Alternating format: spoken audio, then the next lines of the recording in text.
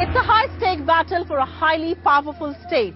The slugfest in Uttar Pradesh is not just for the 403 assembly constituencies here, but it is this state and the people here who will decide who rules the centre. It will be a game changer for the UPA, and which is why this is an election that's not just being monitored and watched closely by policy makers and politicians who have high stakes here, but also by corporate India and global investors. This is a dress rehearsal of sorts for 2014.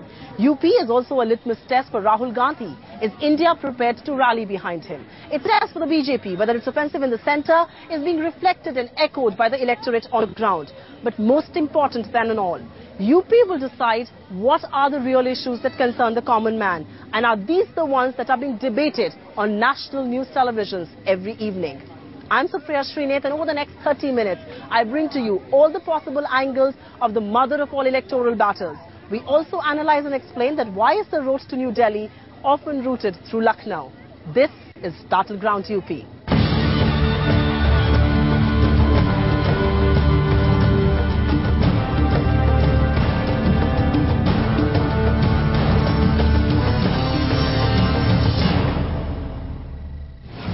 200 million people is what UP boasts of. It will be the world's 5th largest country, if only it were an independent nation, of course after China, US, India and Indonesia. But remember, what are the issues in Uttar Pradesh is what we discuss in the next story. What is at stake here and why is this election so crucial?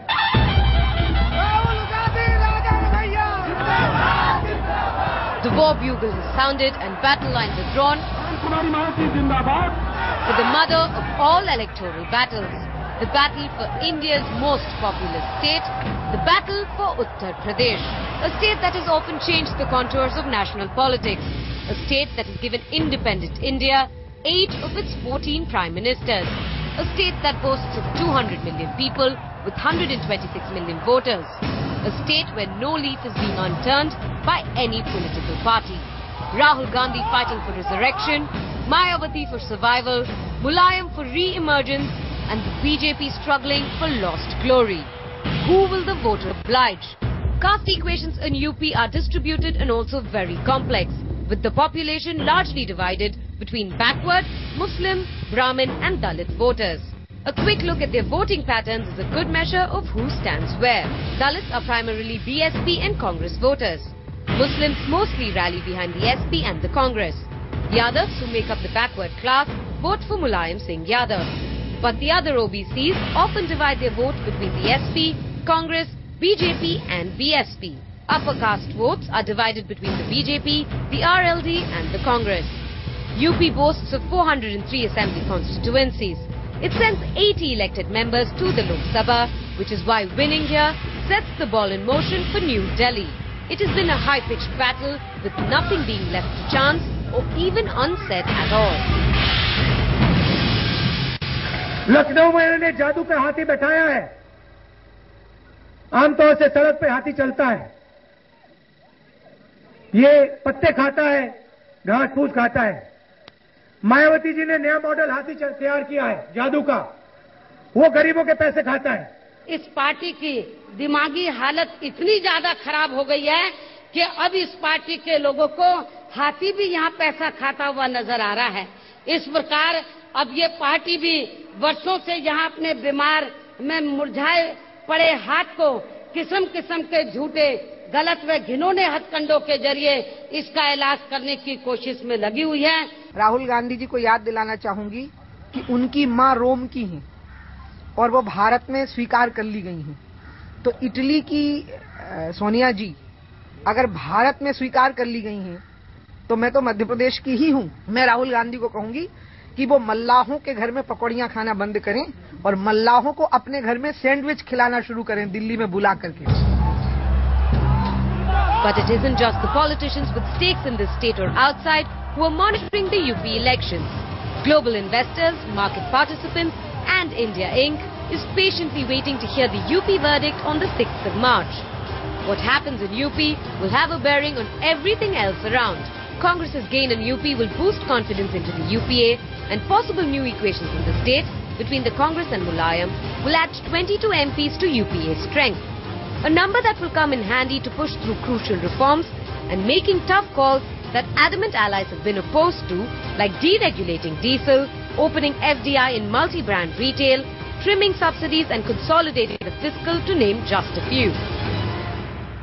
It will have a new party in the UPA which will more than outweigh Mamata Banerjee if the lady tends to get bolshy and revolt. So I think, for the budgetary purposes, when you say the political angle, the most important political angle is the UP election, its consequences for one new party being inducted into the UPA. There are expectations that there is a possibility of the government becoming more stronger in terms of numbers as we progress over the next 2-3 months. And that might act as another, you can say, a further trigger for the government to continue with this aggressive mood, or probably even, increase the speed of the much needed reforms. But a disappointing performance by the grand old party will give errant allies more ammunition, and all of this, experts believe, will hold policy making hostage. 2012 in UP is a mini dress rehearsal of sorts for 2014, which is perhaps why investors are eagerly awaiting the 6th of March before placing their bets. In the last 22 years, electoral politics in Uttar Pradesh has undergone a tectonic shift. While the Congress has been completely uprooted, it's the BJP that has failed to come up with any non-new temple issue. And this is the period when parties like the Samajwadi or the BSP have gained significant ground, but have divided the state along steep lines of caste, creed and religion. However, unlike 2007, when the BSP swept the polls with an absolute majority, almost all opinion polls this time around predict a hung assembly. So the big question, what could the permutations and combinations be? Who could be aligned with whom? Who are the forces coming together? And what are the deals that will be in the making once the results are announced on the 6th of March? Because remember, in politics, there are no permanent friends. But more importantly, there are no permanent enemies either. Politics does make strange bedfellows, and UP will not be an exception. We are going to discuss the 3 big possibilities that could emerge out of these elections. We've got Dilip Padgaonkar, consulting editor of the Times of India, joining us with his take on the 3 possible scenarios, and of course the big impact these could have, A, on the centre, B, on the state, and of course on the economic reforms and the policy making that has been held hostage to politics in the last few months. Dilip, thank you very much for joining us on the show. Let's begin by question number 1. First possible scenario that many people are talking about. SP ends up with anything between 130 to 140 seats. Congress, in its best possible scenario, ends up with about 70 plus. Will there then be a possibility of a Congress-SP alliance in the state, and the impact that we spoke about on the 3 possible scenarios? If you're saying that, 3 things will happen. First and foremost, I do not think that this will in any way come in the way of economic reforms as far as the centre is concerned. In fact, next month's budget would be the last chance that the UPA2 government has in order to initiate a whole range of reforms that the country desperately needs. As far as the state is concerned, obviously it's going to have an extraordinary impact on the 2014 general elections, and it is of course going to change the entire balance in the centre as well.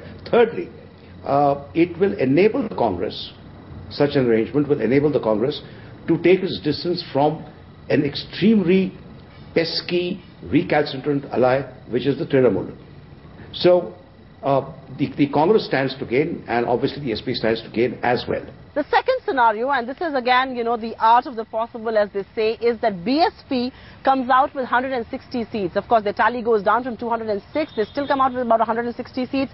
The SP ends up with 100 plus. The BJP comes with 80 plus. And the Congress, of course, gains about 60 odd seats in these elections, which again then means that the BJP and the BSP could be getting together for government formation. What is your take then? What could an implication of a move like that be? Well, to begin with, I don't quite agree that things are going to turn out quite the way you put it. But let's assume this happens.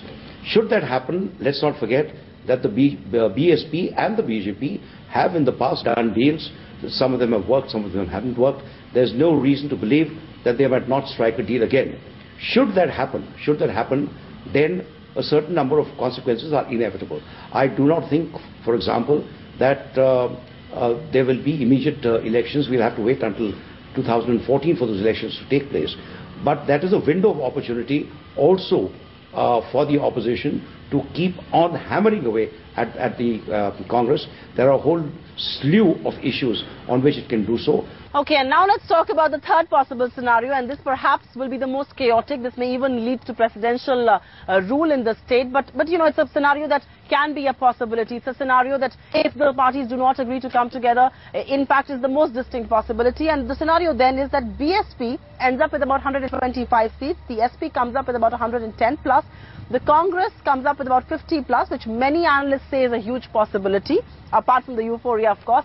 And the BJP's tally goes up very marginally from 50 right now to about a 60 odd plus. What then you think happens in that case? Do the independents get together and prop up Mayawati? And what does it really mean for reforms? The ramifications are quite obvious. I think President's rule in UP is obviously going to be to the great disadvantage of all parties concerned. But as I said, if President's rule happens for say 6 months, that would allow the respective forces to garner their strength and be prepared for fresh elections. I ruled that out completely. I think the chaos theory could work in quite different ways. One such way is that the BSP forms the government with outside support from the BJP, or the SP forms the government with outside support of the Congress. This strategy suits both the Congress and the BJP pretty well, both in Lucknow as well as in New Delhi. It suits the Congress particularly because it will not take the flak should the SP rule in Lucknow begin to falter. But at the same time, it will take credit for everything that goes right. We come back and analyze how the fortunes of India Inc. and businesses are interlinked with what happens in UP. We also come back and tell you all about brand Rahul Gandhi.